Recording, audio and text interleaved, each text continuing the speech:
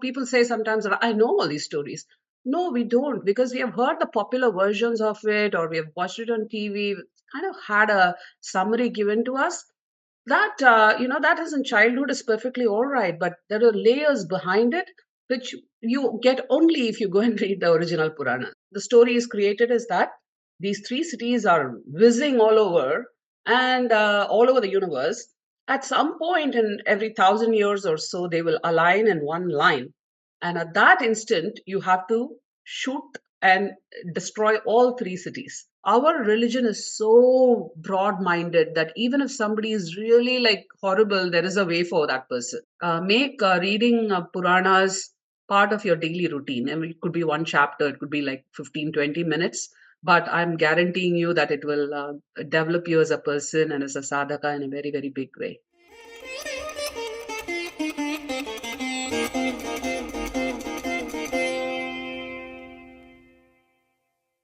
Namaste and welcome to Sangam Talks, a platform dedicated to reclaiming the Indic civilizational narrative. Today we will talk about the recently released book, Adideva, 25 Legends Behind His 25 Names. The author of this book, Deepa Bhaskaran Selamji, is with us today. She is the student of Hindu Dharma and Advait Vedanta. She speaks and writes on topics related to Hindu Dharma, Itihas, Bhagavad Gita, in addition to parenting and mental health. She is a technology marketing professional and also offers life coaching to teens and young adults. It is a pleasure to have you here, Deepaji. Thank you very much for the opportunity, and it's an honor to belong to a platform that has been producing dharmic content for years now. So, I really an honor to be here.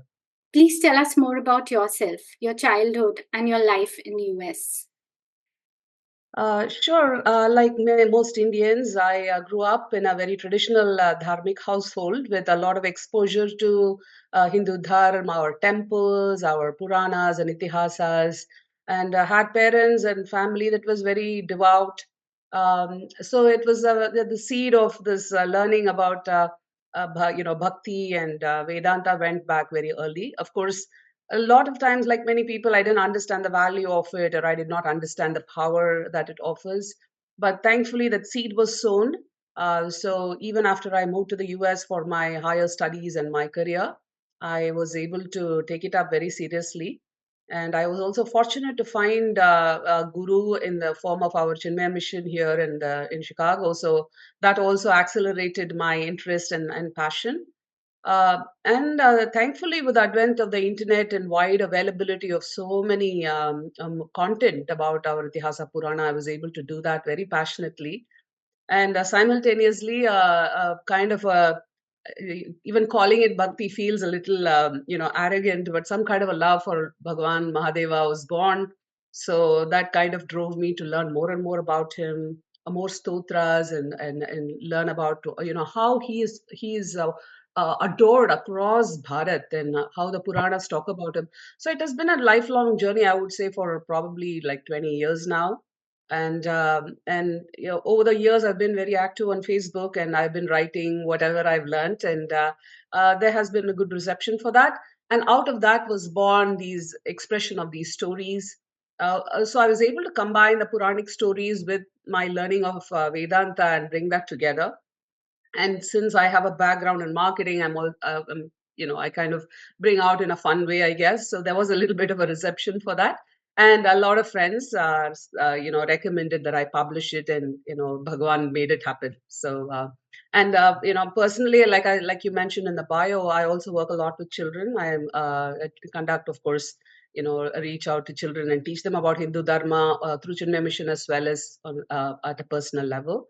And I feel it's the values and even the stories of Hindu Dharma are extremely powerful for children in so many ways. And I feel as a community, we are not doing enough to bring them to the forefront and make it part of our personality, and so that it gives the shakti, it gives the values, it gives the courage for our children. So that is part of my passion, and I'm happy to constantly talk and write about it. So, was there any reason that you started writing the book? Like somebody told you, a spark that flew from somewhere. And what amount of research would you have done to write this book? Because it has all the references to the stotras, from where they've taken. Well, the writing itself happened more of an expression of my own love. I mean, I don't think I was intending to publish a book at that point. Like I said, and it's not just me, most of the people who write indie books, it's not like they start out thinking, hey, I want to publish a book, right? It's over years. We have been passionate about this, whatever field that we are in, we have been reading about it, hearing about it, analyzing about it. In fact, it's not even like 1 hour of writing. It's like throughout the day, this goes through it. Wow, what a story! And like, what does it tell? So it becomes part of your subconscious to an extent where even without knowing, your mind is thinking about it, and it comes out in every conversation I have with my children, for example, or with my friends. It's like, in whether it's in Facebook or in live interactions. So that has been happening over a period of time. And then I started writing my blog long before blogs were a thing. It was like a really very amateurish kind of exercise, but over time it has grown. So I've been writing about our my Puranic and Itihasa stories for a long time now, how they relate to life, how they relate to mental health, how they relate to your success in life, your success in relationships, and so on. So I've been doing that for a while, but I would say about 5 years back, right before Shivaratri, I wanted to really express some of what I've learned, some of what I've churned, and I had some rough notes. So I kind of put it out as a series of, I pushed myself to write one post a day about Bhagwan and all leading up to Shivaratri. And that I think was the impetus. So many people said that one of three things. One, they knew the story. They're like, obviously, some of the stories are very popular, like Uma Maheshwara, for example, is quite popular. But many people said, while I've heard about it, I never knew that it had these kind of details or these kind of learnings. Because most of what people say sometimes that I know all these stories. No, we don't, because we have heard the popular versions of it or we have watched it on TV, kind of had a summary given to us. That as in childhood is perfectly all right, but there are layers behind it which you get only if you go and read the original Puranas, right? And we don't usually take the effort to do that. So the first category of stories was like common stories where people have not bothered to go and read the Puranas, so the lot of the details, the learnings are missed out. And the second variety is they've kind of heard the names, but they don't know what those stories are. Like Bhikshatana, for example. Like you kind of have seen the form, but you don't know the story. And finally, there are some names where they are very regional. Like some people in Gujarat may know it, the other people like Maharashtra may know it, or Tamil Nadu may know it, other people know. So all of these stories I started writing, and a lot of the people, it got spread, of course, like social media does, and many people came in and said, I had no idea. And then that is where people, even like 2 or 3 years later, people would come and say, you wrote the story, can you point it out to me, and all of that. So I thought, why not compile them into a book form? And of course, that takes time, because writing something on social media is far different from putting it out as a book, properly edited with proper citations and all of that. And like you mentioned, I'm a big fan of stotras. So I just love the poetry of our Mahatmas who have poured their love into such beautiful verses. And even in all of those poetry, they refer to these stories. So the stories have been a part of our tradition, our living tradition. They are not just books. They are part of our living tradition. They are reflected in our temples. They are reflected in our stotrams, our songs, all the kirtans, dhun, the bhajans. They are reflected in the way we celebrate festivals, the way we even, honor like our food and decor. It's the stories are so much part of the way we name our children. So the stories have a huge impact on Hindu society as a whole. I just feel the treasure that is there. People do know about it, but I feel people are barely, they've just opened that treasure box and seen the top. Most people have not dug into it and see what is at the bottom of this treasure box, right? So I feel there's a lot of work we can do, and many people are doing in this realm, and I'm just happy to be one small voice in that project. You will be a strong voice once people start reading this book. So let's begin with the first story in the book. would you tell us more about the legend behind Tripurantaka? Sure. Tripurantaka is a very common story. It's probably one of the most common stories. And like I said earlier, it's mentioned in so many of the verses, like, whether it's Shiva Mahimna Stotra or Shivananda Lahari or many of the other stotras. The interesting thing is it's so common. It's mentioned in the Vedas. It's mentioned in Mahabharata. It's mentioned in multiple Puranas. So it's very interesting, that like a story like that is in Bhagavata Purana, it's Skanda Purana, it's in Taittiriya Samhita of the Vedas, it is in Mahabharata, in the Karna Parva. How is such a magical story that's in so many, it's been referred to in so many places? Why? Because number one, many stories, they have multiple levels. They have Bhagavan as the protector, like at a cosmic level. So Tripurantaka can, it's not like three cities. I feel it's something huge. At a cosmic level, maybe there was some kind of a destruction that happened in the universe, like with all those settling of the planets, for example, everything was a chaos and finally it settled in. It could be at that level. Or it could be asuras who were, causing destruction and Bhagavan came and protected people, right? At a Vedantic level, it's also the fact that we are all operating in the three cities or the three gunas, the sattva, rajas, tama gunas, or we are going through three cities of waking state, dream state, and deep sleep state, where we get caught up, and that's where all our problems are coming, right? We get agitated, we get upset, we get worried, we get jealous. So Bhagwan comes at, you can all three levels are valid. There's no need to say with Hindu Dharma, we are very fluid that way. All three levels are valid. So it's in one way, I like to meditate on Tripurantaka saying, there was probably some kind of destruction, some planets and asteroids or something that was causing havoc, and the Bhagwan's power destroyed those objects which maybe were coming to hit the earth, who knows, or asuras who were intentionally going and causing harm across the world, or like I said, our own creation, our Dharmic problems. So what Bhagwan does is, nobody is able to control it. This danger is beyond what anybody can do. So all the devas, they go and worship Bhagwan. And of course, I've taken some, poetic liberty that, everybody's scared of him because he is in deep meditation. And you know what happened when he was in deep meditation, and when they came and disturbed him with Kamadev for, for the Parvati wedding, he burnt Kamadev. So they're also afraid of waking him up. But they do, and then he's Karunya Murti, he's full of compassion. And then he says, sure, yeah. And the way the story is created is that these three cities are whizzing all over, and all over the universe. At some point in every 1,000 years or so, they will align in one line. And at that instant, you have to shoot and destroy all three cities.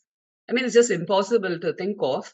So they pray to Bhagwan, and Bhagwan comes, and the way it's portrayed is beautiful because it feels like everybody comes together with Bhagwan. So it's not like he alone is doing it. The devas come, and Vishwakarma creates a huge chariot. Then Vasuki comes and he becomes the arrow. The Meru mountain is brought as the bow, and Brahmaji himself is sitting as the charioteer. All the devas become the wheels and the spokes and everything. So it's, and Vishnu and Agni, they create the arrow that's going to be shot. So it's like, it feels like Bhagwan is a commander and everybody comes together, and together they at that particular instant he shoots the arrow and he destroys the Tripura. Now, this is there. Of course, the story is beautiful for a child. It's like you can, like, it's better than any Superman story or superhero stories because you can close your eyes and visualize it. But for sadhakas, for people who are meditating, or who want to progress in their spirituality, also it's beautiful because now you have these. Like I said earlier, the three cities, which are the waking dream and deep sleep cities, or our three gunas which are tormenting us. It is, we pray to the whole universe to help us, and we have all the devatas helping us. And of course, Bhagavan comes and destroys that attachment to our three gunas, so that we are able to free ourselves and progress in our, understand our true nature and find eternal happiness, right? So the story has multiple levels. It's very adventurous and full of action. And it also has a huge amount of profound symbolism that's very helpful for us. So, and no wonder that every Mahatma has written about this, Tulsi Das ji and Adi Shankara and Pushpadanta, who composed the Shiva Mahimna Stotram. And it's very common across India, and you see it depicted in many temples across India. That form of Tripura is also depicted. And in the book, I've added a few, not too many, but I've added one or two pictures that depict that particular incident or that particular name in the book. Yes, ma'am, that's true. Like for this book, this was the, I would say, the perfect beginning. This story was the perfect beginning for this book. But since you have these 25 legends behind 25 names, so why only these 25? Because there are so many names of Shiva. So how did you pick and choose between which one you want and which one you don't? Sure, yeah. In general, when we think of names of Bhagwan, right, there are some names which are alluding to his Parabrahma status. Like he is the Parabrahman. He is the, creator of the universe. He is the Adhishtana, or the support of the entire universe. He's the one that makes us all born, grow old, and, he manages the chakra of the universe. So those are all his Paramatma forms, which are very good for meditation, but to write about as a story is very difficult. Then there are the second category of forms, which are all about his gunas, like he's Karunya Murti, he's Rudra, he's full of anger against the adharma. Yeah, he's full of compassion, so all of those are qualities of Bhagwan that you need to meditate on. But again, there are stories of how he gave compassion to his devotees, but those are not his story. They're stories about the devotees, they're how somebody, like, a lot of the stories are there in India about the bhaktas. So that is one category. Third category is more about his form, right? Like, he's wearing bhasma, or he's wearing snakes, or he's wearing, Ganga. Some of them have stories, but most of them are just about his description. The final category of stories, names that he has are around his leelas. What did he do, right? What are the things that he did that got him his name? Like, like we just talked about Tripurantaka. That is not because of anything, and because of specific story. Gangadhara is a specific story. The Uma Maheshwara is a specific. So I kind of focused on the last aspect, where his names are based on a Puranic story, that can be explained, that can be narrated. And also, and out of that, and there are so many other stories, but I picked stories that are, have some adventures, have some, like a shock element to it, as well as things that teach us something, whether they teach us something, whether it be in a dharma, about a dharma, or about a Vedanta or something like that. There has to be some kind of a symbolic, profound meaning from it. So those were my category. So I just, and as a writer, the problem, and writer especially of a vast topic like Mahadeva, you can keep going. You can keep going for years. At some point, so I kind of put a, box around it and said, okay, I'll stop when I get to 25. So just to help me get the book out, maybe there will be some follow-ups in the future as well. The temple of Somnath has been a symbol of Hindu resistance, right? It has been Mm. destroyed numerous times and rebuilt as many times. Could you tell us more about the story behind Somnath? Sure, yeah. So, as you know, today we know Somnath as a Jyotirlinga, right? That is where, it's one of the 12 Jyotirlingas. But it's what is very fascinating is that it's very ancient, that even Sri Krishna goes and the Pandavas go and worship there. So the antiquity is huge. It used to be called Prabhasa Patna. And what they say is that it was obviously on the shore of what is today's Gujarat. And there are records that even people from the Middle East, or even Rome, they all have come there. Like as far, because it was a lot of merchants used to come there, so it was very rich, and it had enormous amount of travelers. That's kind of like anecdotal evidence we have. And there was the Surya temple there. It was the eponymous Surya temple, but the story around why it became Somnath and not Suryanath is that, this Chandra, our moon god, he marries the 27 daughters of Dakta Prajapati.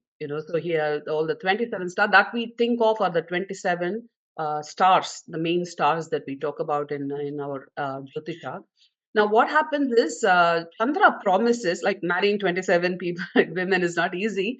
But Daksha tells him that you have to treat all those 27 wives equally. Like you can't have preferential treatment among them. However, Chandra has a partiality towards Rohini, one of the stars. So he always spends more time with her and, treats her differently than the other wives. They all go and complain to Daksha that, our husband is not treating us equally. And Daksha warns Chandra a couple of times not to do that, but Chandra is not able to stop himself. His love for Rohini is very, intense. So what happens is Daksha gets very angry. Like you're treating my other daughters badly. So he curses Chandra that he will lose all his luster, his luminescence, right? Like he'll say that you're proud because you think you're very beautiful and glowing. So I'll curse that you lose all your glow. So Chandra is very upset because or not only is he going to lose, but remember that it's during the night time that a lot of regeneration also happens. Like herbs grow, plants get energy during the night from the soil, and obviously people also need it. Ships and people need the moon. So Chandra goes to Prabhasa at that time, what we call as Somnath, and he goes and he prays to Bhagwan Shiva, and then that is where Shiva appears and says, I can't completely take away the curse, but you can go through the phases of the moon. So you will wax and wane, like we know today with the what happens with the moon. We can talk about, like, uh, the scientific background behind it, but in the book I have not taken all of that. I just kept it to the pure stories. So this is the story of Somnath. And why did Chandra go to this Prabhasa? Because Bhagwan was already manifested as a Jyotirlinga there. So it's a very powerful place. So a huge because of this fact, a big temple was built there. But unfortunately, that this kshetra has faced so many destructions again and again and again. Starting of course with Ghazni, Mahmud of Ghazni, long back, and even he says they had to there was so much wealth in that temple. They had to have so many horses and camels carry it back to their whatever their kingdom, right? So there was continuous every century there has been an attack on Somnath with Ulugh Khan and Beggar and so many other people. So it's a very sad story, but it's also a very powerful story because every time the temple was destructed, our Hindus went again and built it again. Every time, I think if I'm not mistaken, it was 7 times that it was destroyed, and we built a grander temple on that premises again and again and again, showing that the bhakti for Bhagwan has given Hindus so much collective energy. Not one person, not two people. Collectively, we have been able to mobilize ourselves and say, no, we are not going to put up with it. We will build it again, and they come and invade us, we'll do it again, right? No, finally, that after independence, again, it was even during the British time, in the book I put the photos there, it was destructed. It was in a very bad shape, and it was not being worshipped. Thanks to our Sardar Vallabhbhai Patel and KM Munshi ji, they rebuilt it, and now we have a fantastic temple that stands proof to the fact that while our temples can be destroyed by invaders, kshetra cannot be erased. Our kshetras have that power that the building of that temple can break, but the sanctity of the kshetra cannot be destroyed. And we are showing that again and again with with our new Ayodhya and Mathura and Kashi and so on. So this is the spirit that our children need to understand. This is the history we need to understand, that we will not allow our kshetra to be destroyed, and we will never let go of it, right? This is the power that these stories infuse in us, and we need all of us need to read these stories only for that purpose. And of course bhakti, definitely, right? Because it shows that our ancestors have showered their love on Mahadeva, and we have to continue that path as well. So true, ma'am. When we are talking about Shiva, there's one person or one entity who is always associated with Shiva. We find a Nandi in every Shiva temple. So I guess there should be one story about Nandi as well. Yes, it's obviously very. The story of Nandi has evolved also over time. Um, the original story, it's not very clear that he is a bull, like Rishabha. Mahadeva had a Rishabha Vahana. The bull was separate. But we don't see an evidence of Nandi being that, that bull faced and all of that. Doesn't seem like that evolved over time where the Rishabha and Nandi kind of got merged into one. However, the story of Nandi is that there was a rishi called Shailada or Shilada, and he wanted a child. But he also saw other children and said, all of these children are growing up. Number one, they are not very, sharp, or they're not very smart. And secondly, they die. Children also go through a cycle, and eventually they grow up and die. So this Shilada was so powerful that he prayed to Bhagwan, and when Bhagwan appears before him, he asks for a child who will be as smart and brilliant as you, Bhagwan, as well as will never die. Now that is like an intense, it's good father. Obviously, he wants a brilliant child, but a child who is also immortal. So Bhagwan says, well, it's impossible to give you a child like that. The only way I can fulfill your request is I myself, and my Amsha is born as you, as your child, right? So the Bhagwan's Amsha is born as this little boy, and obviously he's brilliant, and he's, so the name is because the father is Shilada, the son's name is Shaila. It's kind of that's how he grows up, and then he is brilliant and all of that. But then what happens is at some point there is still a prophecy that he may die. Some rishis come and I forget the name of the rishis. They come and say that there's a possibility that your child may die. So this young boy Nandi, the Shailada, he goes to Bhagwan and says, I've been told that you said I won't die, but these rishis are saying I'll die.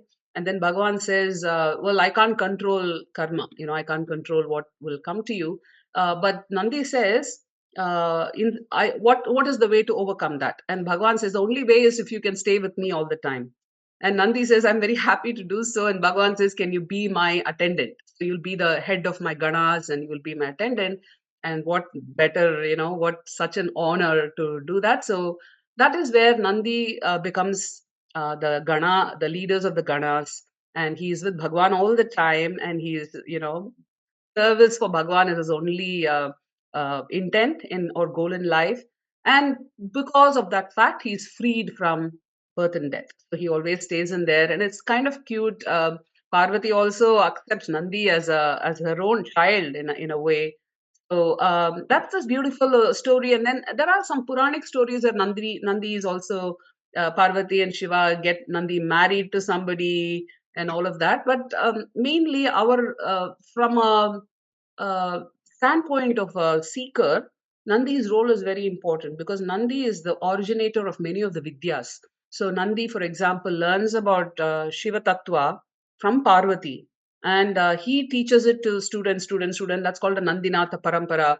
We have many sadhus even in India, and if you're familiar with the Hindu temple in Hawaii, US, that is also the Nandinath Parampara. Many of the Siddhas that we see, like Gorakhnath and Matsyendranath, all of them are supposedly from that Nandinath or Nath Parampara. So he is the originator of the knowledge about Shiva. Interestingly, he is also an originator of the knowledge about Shakti. So even if the Shakta Parampara also, there is a Nandi Vidya. So there is, he learns about the Devi, and that's one of the Paramparas as well. So he has a role as an Adi Guru in a way, like because he, from Bhagwan and from Devi, he has learnt, and then he has transmitted the knowledge. I think he symbolizes valor, he symbolizes power, but he also symbolizes tapas and seva. And finally, he symbolizes knowledge or jnana. So he's a consummate, they can, no wonder he's in every kshetra that Bhagwan temples are there. Up till now, it was my choice. I asked you questions. Now, I would like to know from you which is the story that's closest to your heart, the one that's your favorite. This is like asking me to choose among my children. It's very hard to do so. But just for the sake of storytelling, the story of Bhikshatana is one of my favorites. Bhikshatana is a form where Bhagwan comes as pretty much a youth, a beautiful, gorgeous-looking youth, almost naked, and there's a reason for that. Why did he come like that? Because once, in even today we say, oh, this man is just doing rituals without really understanding. The problem with some of these things is when we see people who are doing blindly rituals and things like that, we feel, what is this? They are doing all of this, but they are not improving themselves. You don't see that wisdom or the maturity in them.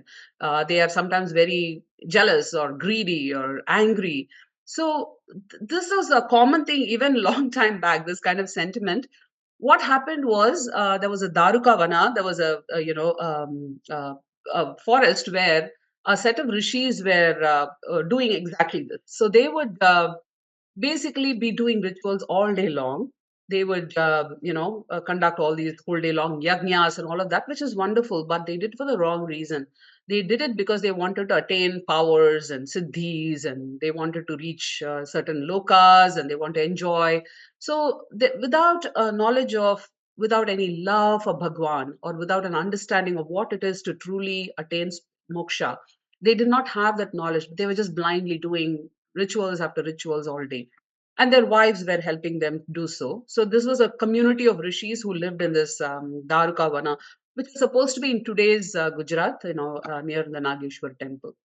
So Bhagwan, even when we are doing something wrong like that, right? His compassion. In Hinduism, there is no concept of a complete sinner or a complete papi, and all of that. Even asuras are given liberation by Bhagwan. Even like we have heard about, many sinners who, like Ratnakar, who becomes Rishi Valmiki, for example. So in that context, our religion is so broad minded that even if somebody is really like horrible, there is a way for that person. Bhagwan doesn't say, oh, you're evil, I'm going to abandon you. So why would he not do it for these rishis who are just confused? They are doing all of this, but they're just confused. So he wants to teach them a lesson, that these siddhis mean nothing in front of Bhagwan, in front of bhakti, in front of knowledge. So he takes the beautiful form of this youth, very, very, glamorous, seductive youth, and he brings along Mahavishnu as Mohini. So she's obviously gorgeous. So they both come to this forest, and the wives are all preparing for the yajna. They're all like, getting stuff ready, making the prasad, flowers, everything. And this young boy comes, this youth. He's so handsome, he's so seductive, and he just, imagine this, Bhagavan is taking this role. He's like, I think, is the greatest actor of all. He comes and he, takes this form, and his magnetic personality, that these rishi patnis, they drop whatever they are doing and they follow him because he is so attractive. So they follow him into the forest and they abandon everything. Now the rishis are like, where did our wives go? What's happened? And then they also follow, and then they are captivated by Mohini. So Vishnu comes and she attracts them, and they are also sidetracked. All the yajnas, everything, life forgotten. Thankfully, one of the rishis, somebody realizes that, oh my God, what happened? Who's doing this? And they feel, oh, somebody is trying to stop our yajnas, and they are trying to stop us from getting all these powers. So they get mad and they run to this, like the Bhikshatana Bhagwan, as this young youth, and they say, you're who are you to like attract our wives and destroy our yajnas? What are you doing? And they get mad at him, and they want to kill him, basically. So the story is that they first, with the powers of their tapas, that's, they've been doing this for years, so they have a lot of siddhis and tapas. So with that, they generate a elephant, a mad elephant, and they throw it at, they aim it at this boy. But he is like, obviously he's Bhagwan, so he just swirls that elephant, kills it, rips apart that skin of the elephant, and wears it as his dhoti, like his, like the name of Bhagwan, one of the names of Bhagwan. For those who do puja, Krittivasasa and Gajacharmambara. These are names that you see in Ashtotra, the pujas, the stotras. So he wears that as thing. Then they throw a tiger at him. So he kills that and he wears the tiger as his upper garment.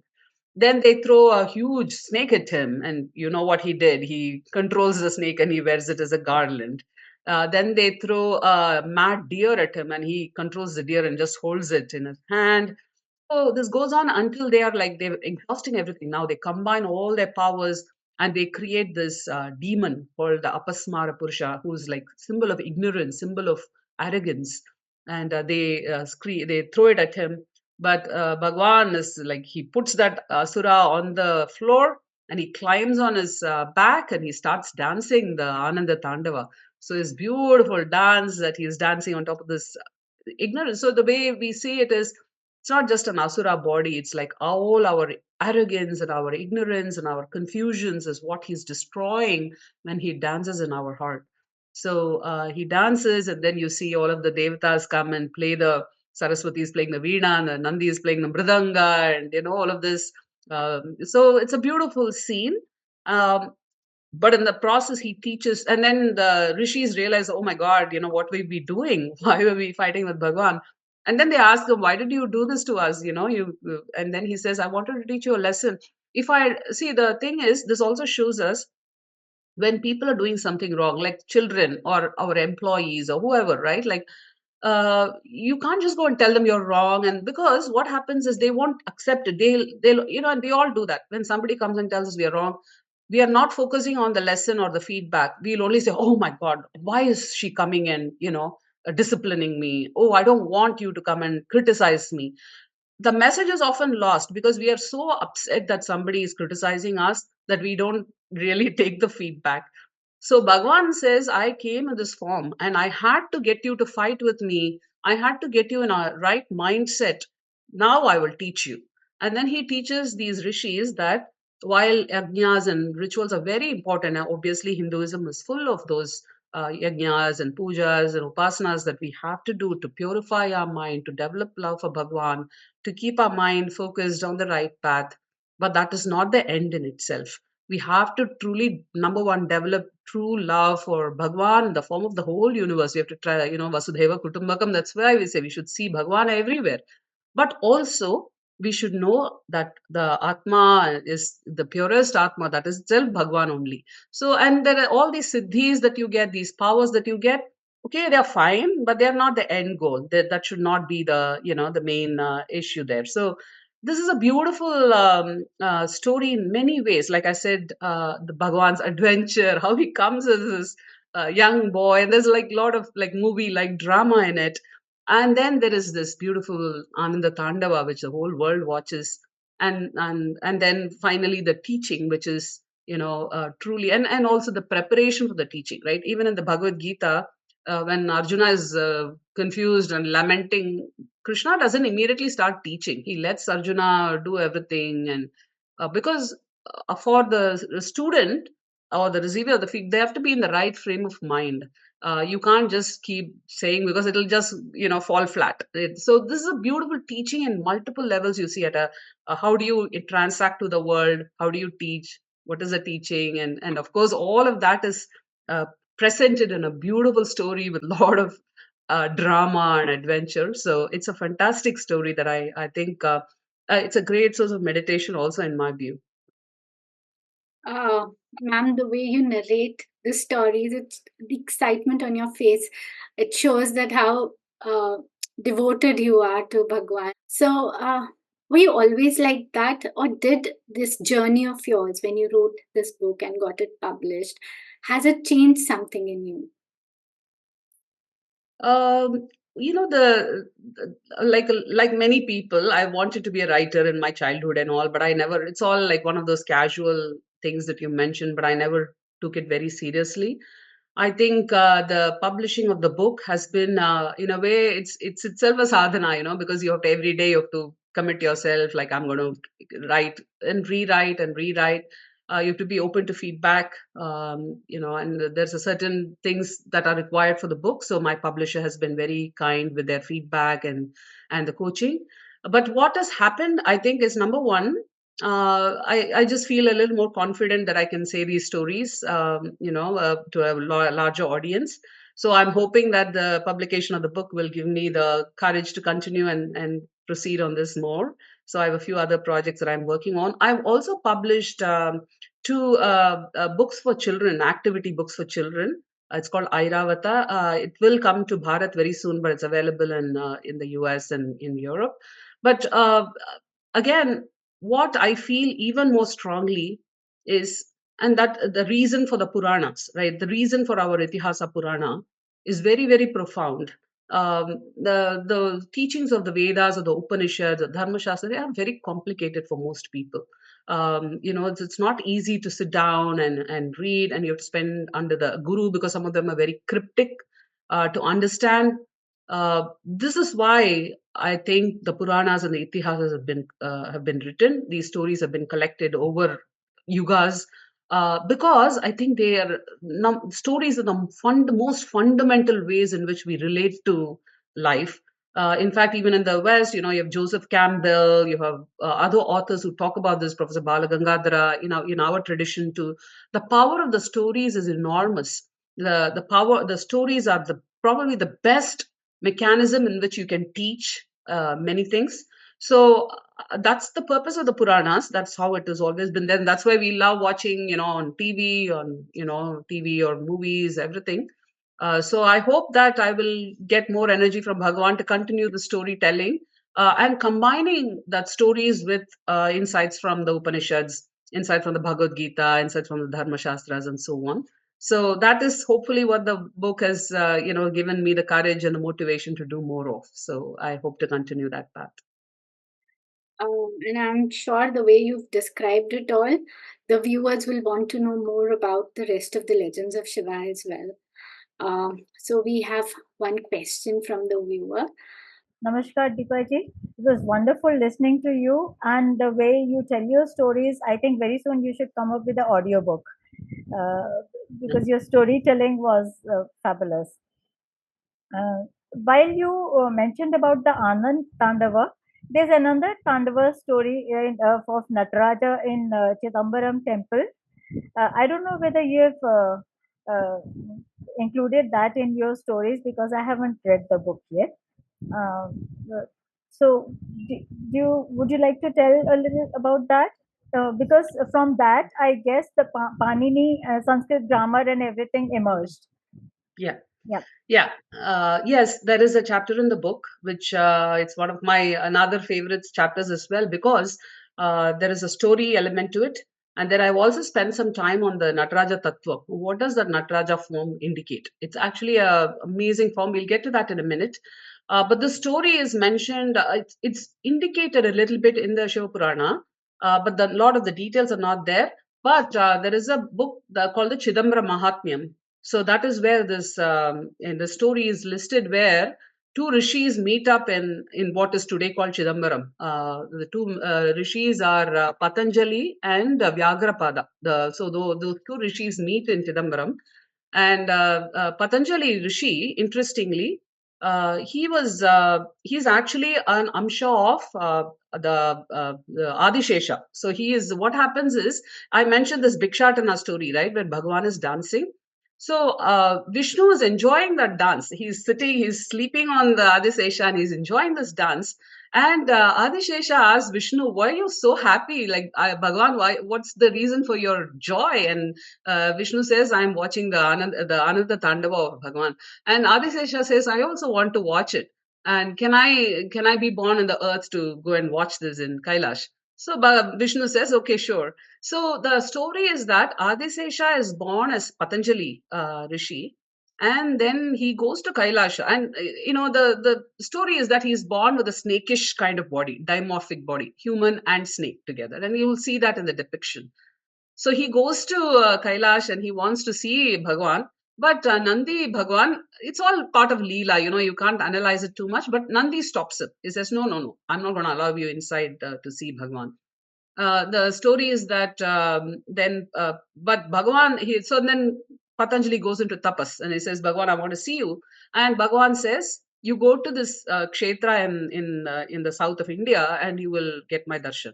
So he comes here and then he runs into Vyaghrapada, who's another rishi. This rishi has done tapas.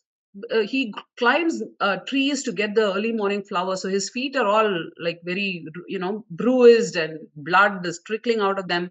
So Bhagavan has blessed him with tiger-like feet so that he can climb everywhere. So that's the story of Vyaghra meaning tiger. So these two rishis meet, and that is where they pray to Bhagavan, and Bhagavan dances the Tandava in Chidambaram. So that is the story. And then not only these two, but many other people watch it. And then Bhagavan says, the people who watched it will be continue to be my priests, purohits for eternity. And that is why we have in Chidambaram, we still have that lineage. So that is the story aspect of Nataraja in Chidambaram. And then in the chapter of Nataraja, I also explain the Nataraja Tattva. Now, many people, so the quantum physicists, Carl Sagan, or, Schopenhauer, even Einstein, I mean, all of these people, they have grappled with this creation. And we are the only culture that talks about the cyclical nature of creation, that says that's fine, the creation, sustenance, and destruction is part of life, and how everything is in motion, even like every atom is in motion, every planet is in motion, every even little tree or insect. This Nataraja Tattva symbolizes the energy of the universe. So I described that in the chapter with, what does each of the, like, what does the halo symbolize? What does the damaru symbolize? What does the snake symbolize?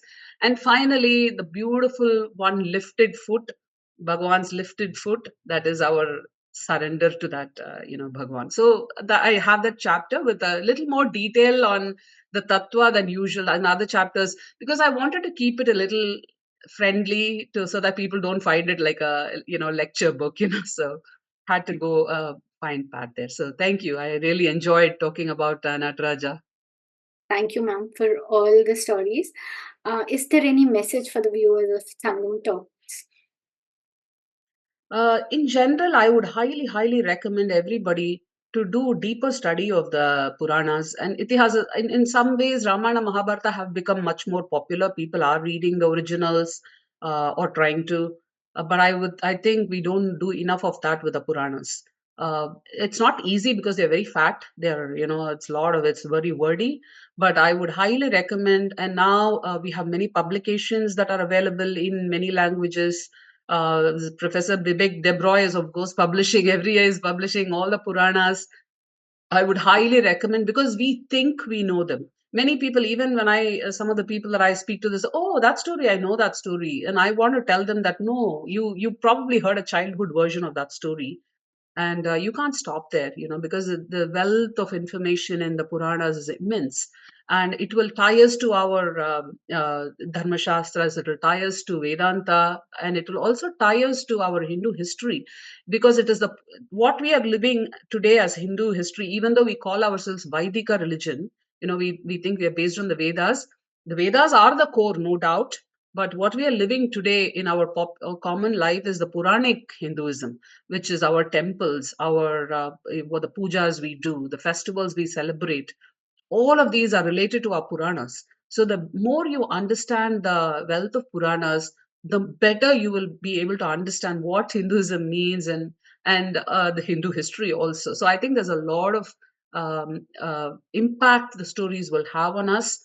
Personally, I found them a great source of meditation, especially early on when I was an early meditator. It would be very hard to meditate on the form of Bhagavan or Nirguna Bhagavan, but meditating on the stories is a very easy way to start your journey in meditation also.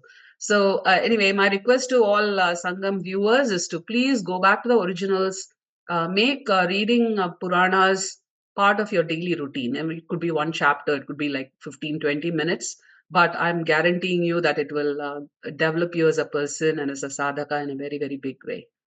Thank you very much, and Om Namah Shivaya. Thank you. If you enjoyed this conversation, do subscribe to Sangam Talks. Thank you, everyone. Namaste.